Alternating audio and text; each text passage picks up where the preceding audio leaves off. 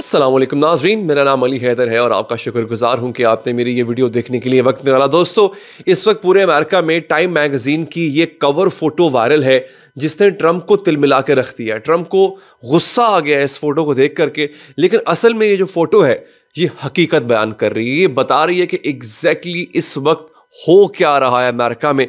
ये फोटो आपके सामने आ चुकी है, इसको जरा देख लीजिएगा। इस फोटो में लिखा क्या है ये आप देख सकते हैं। ये टाइम मैगजीन की कवर फोटो है और ये जो टेबल है ये बेसिकली प्रेसिडेंट ट्रंप का ऑफिशियल ओवल में पड़ा हुआ जो एक सदर का टेबल होता है, ये वो है।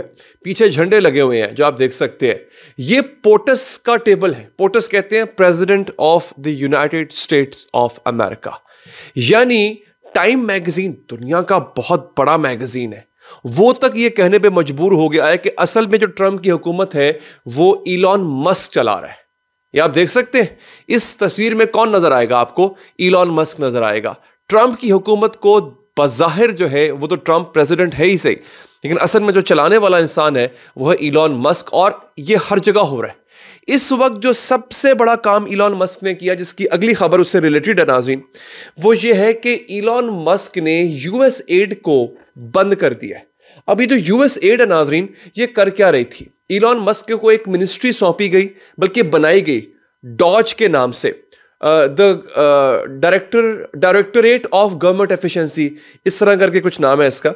वो क्या करती है, वो बाकी जितने भी गवर्नमेंट के इदारे हैं, अगर उनमें कोई करप्शन हो रही है, उनमें कुछ गलत हो रहा है, तो ये जाके उनको पकड़ते हैं। यूएस एड मिलियंस बल्कि बिलियंस ऑफ डॉलर्स बांट रही थी पूरी दुनिया में। खास तौर पे मीडिया वालों को बांटे गए, सहाफियों को बांटे गए। इस चीज का सुराग लगाया इलॉन मस्क ने और ट्रंप से कह के बंद करवा दिया। अब जो अगला काम करने जा रहा है ट्रंप, वो इससे भी ज्यादा हैरान कुन है दोस्तों। वो है कि वो पेंटागन का ऑडिट करने जा रहा है। ये कभी अमेरिका की तारीख में नहीं हुआ। मुझे इंडिया से लोग देख रहे होते हैं, पाकिस्तान से लोग देख रहे होते हैं। जो पाकिस्तान से देख रहे होते हैं लोग, उनको पता है कि पाकिस्तान में आप आईएसआई का ऑडिट नहीं कर सकते हो।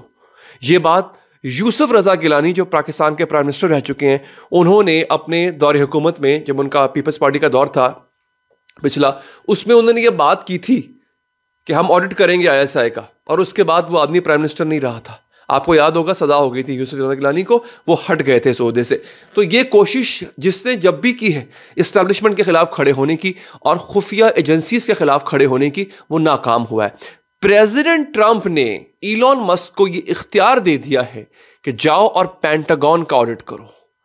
That guy is not coming slow.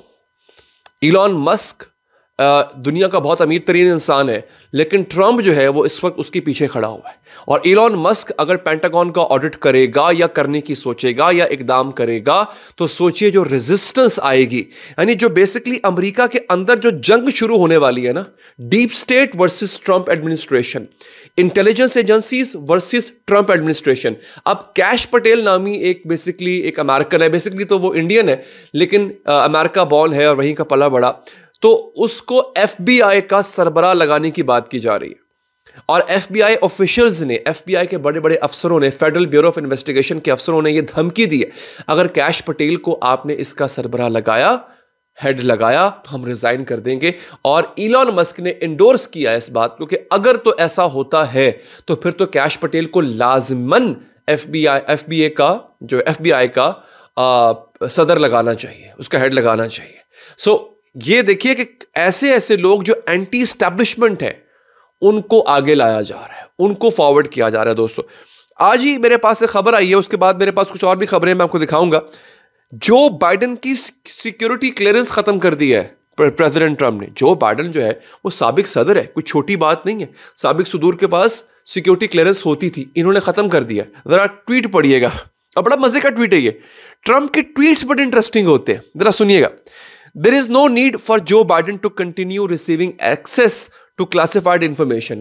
खुफिया इंफॉर्मेशन तक जो रसाई हासिल थी जो बाइडन को, उसकी जरूरत नहीं है। Therefore, we are immediately revoking Joe Biden security clearance. हम इसी वक्त फिल फॉर जो बाइडन की जो सिक्योरिटी क्लियरेंस है उसको खत्म कर रहे हैं, उसको रिवोक कर रहे हैं, and stopping his daily intelligence briefings. और जो रोजमर्रा की उसकी इंटेलिजेंस ब्रीफिंग्स हैं उनको हम खत्म कर रहे हैं। He set this precedent in 2021 when he instructed the intelligence community to stop 45th president of the United States from accessing details on national security, a courtesy provided to former presidents. The Har report revealed that Biden suffers from the poor memory and even in his prime he could not be trusted with sensitive information. इस आदमी की याददाश्त नहीं है और ये बात तो सही है। Biden is suffering from poor memory, इसकी मेमोरी सही नहीं है, उस पर हम ट्रस्ट नहीं कर सकते। आखिर में जुमला मजे का है, I will always protect our national security. जो अब आगे जो बाइडन को मुखातिब कर रहा है, जो you are fired, make America great again. तो खैर सिक्योरिटी क्लियरेंस ही वापस ले ली जो बाइडन से। दोस्तों ये थी मेरे पास से खबर। अच्छा, कुछ खबरें और भी बड़ी मजे की हैं। हमास के हाथ इसराइल का कमांडर लग गया, ये खबर आप मिस नहीं कर सकते दोस्तों, अच्छी खबर है, इसकी डिटेल बताऊंगा आपको। अच्छा, ट्रंप की एक वीडियो लीक हुई है, उस वीडियो बहुत पुरानी वीडियो है लेकिन एक ऐसे आदमी के साथ लीक हुई है जिसका नाम था जेफरी एप्स्टिन। जेफरी एप्स्टिन के नाम से या एप्स्टिन लिस्ट के नाम से एक लिस्ट आई थी दोस्तों, जिसमें इस आदमी ने एक आइलैंड, एक जजीरा बना रखा था। बहुत अमीर आदमी था और दुनिया के जो ताकतवर लोग थे उनको उस जजीरे पे, उस आइलैंड पे इनवाइट करता था और वहां पे उनको सेक्स मिलता था। लड़कियों के साथ तो होता ही होता था लेकिन एक टाइम आया कि बच्चों के साथ भी शुरू कर दिया गया। उसके बाद इस आदमी को भांडा फूटा, फिर से गिरफ्तार किया गया। इस आदमी की लिस्ट में बहुत बड़े बड़े नाम थे, ट्रंप तक का नाम जो है कहा जाता है कि था उसमें, बाइडन का नाम भी था उसमें, लेकिन पुरस्कार तौर पे 2019 में जेफरी एप्स्टीन ने खुदकुशी कर ली। पुरस्कार तौर पे खुदकुशी कर लिया, मार दिया गया, वल्लाह आलम। अच्छा, उसके बाद जनाब मेरे पास खबर एक और भी है। इसराइल जो है वो हिजबुल्लाह से असल में जंग हार चुका था और इस बात का एतराफ़ खुद जो इसराइल के साबिक डिफेंस मिनिस्टर हैं, जिन्होंने इस जंग का हिस्सा थे, जो उन्होंने खुद एतराफ़ किया इसका। और नाजरीन, हमास के साथ शुरू में डील बन गई थी, इसराइल ने वो डील खुद तोड़ी है। मेरे पास इस हवाले से भी खबर है। ये वीडियो इंटरेस्टिंग है, 2-4 मिनट में आपके और लूंगा, फिर वीडियो खत्म हो जाएगी। दोस्तों सूरत हाल क्या है अब मैं आपको बताता हूँ नाजरीन, कि जो है ना वो हाँ, एक बड़ी और वीडियो दिखा देता हूँ आपको, इंटरेस्टिंग वीडियो है, जरा देखिए। यहाँ पे लोग जो हैं वो ग्रोसरी स्टोर्स में जाके जो ग्रोसरी आइटम्स है ना, वहाँ पे ट्रंप की पिक्चर लगा रहे हैं। वजह क्या है ये देखिए जरा वीडियो। वजह ये है कि ट्रंप ने जो कनाडा पर पाबंदियां लगाई हैं, जो टैरिफ्स बढ़ाए हैं, मैक्सिको पे टैरिफ्स बढ़ाए हैं, चाइना पे टैरिफ्स बढ़ाए हैं, पाबंदियां लगाई हैं, उससे अमेरिका के अंदर जो ग्रोसरी आइटम्स हैं उनकी प्राइसेस बहुत ऊपर जा चुकी हैं। महंगाई का तूफान आ गया अमेरिका के अंदर और लोग इसका जिम्मेदार डोनाल्ड ट्रंप को करार दे रहे हैं। और उसका इजहार उन्होंने इस तरह किया है, ऐसे पॉइंट आउट करके ट्रंप कह रहा है कि ये जो प्राइस बढ़ी है इसका जिम्मेदार मैं हूं। ये आप स्टिकर देख सकते हैं, इंटरेस्टिंग थी, मैंने इसलिए आपको बता दिया। अच्छा दोस्तों, हुआ क्या है? हुआ ये है नाजरीन कि जो एक कमांडर है, अहम कमांडर है, उसका नाम है Ohad Ben Ami. Ohad Ben Ami ये आईडीएफ कमांडर है। इसको 7 अक्टूबर को हमास ने पकड़ा था और ये अभी तक हमास के ज़ेरे हिरासत है। हमास ने इसको हिरासत में रखा हुआ है।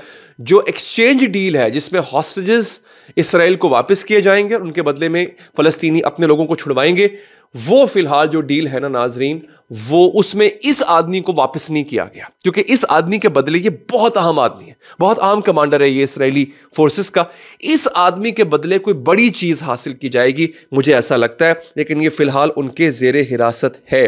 अच्छा, अब 1-2 चीजें और भी आपको दिखा देता हूं नाजरीन। हाँ जी, ये बड़ी कमाल की खबर है। एक मिस्र ने ऐलान कर दिया है कि मैं गजा को बनाऊंगा। ट्रंप ने, आपको याद है मैंने पिछले दिनों बताया था, ट्रंप ने ऐलान किया था कि आई विल रीबिल्ड गजा, मैं गजा में नई हाउसिंग सोसाइटियां बनाऊंगा, लेकिन उसके लिए फलस्तीनियों को गजा छोड़ना होगा। मिस्र का ऐलान है। पहले तो जॉर्डन ने ऐलान किया था कि अगर ऐसा हुआ तो मैं जंग करूंगा इसराइल के साथ। पता नहीं जॉर्डन को गैरत कहां से आ गई। अब मिस्र ने ऐलान किया है कि मैं गजा को दोबारा से रीबिल्ड करूंगा, दोबारा से बनाऊंगा गजा को, और उसके लिए एक भी फलस्तीनी को अपना मुल्क छोड़ना नहीं पड़ेगा। ये एक अच्छी खबर है, बड़ी खबर है। आयरलैंड ने ऐलान किया है कि 20 मिलियन यूरो वो फंड करेगा, फलस्तीनियों को देगा। बेसिकली वो एक UNRWA के नाम से एक इदारा है अक़वाम मुत्तहिदा का, उसको दिए जाएंगे, वो फिर फलस्तीनियों पे आगे चल के खर्च करेंगे नाज़रीन। और कोई खबर मैं भी देख रहा हूं, कोई रह तो नहीं गई। तकरीबन तमाम खबरें जो हैं मैंने नाज़रीन आपके सामने रख दी हैं। ये जो पेंटागन वाली खबर है, ये बड़ी कमाल की खबर थी कि अब इलॉन मस्क पेंटागन का एहतसाब करेगा। फिर एक जंग छिड़ेगी अमेरिका के अंदर। अब तक के लिए इतना ही नाज़रीन, अपना बहुत ख्याल रखिए। अल्लाह ने के बाद।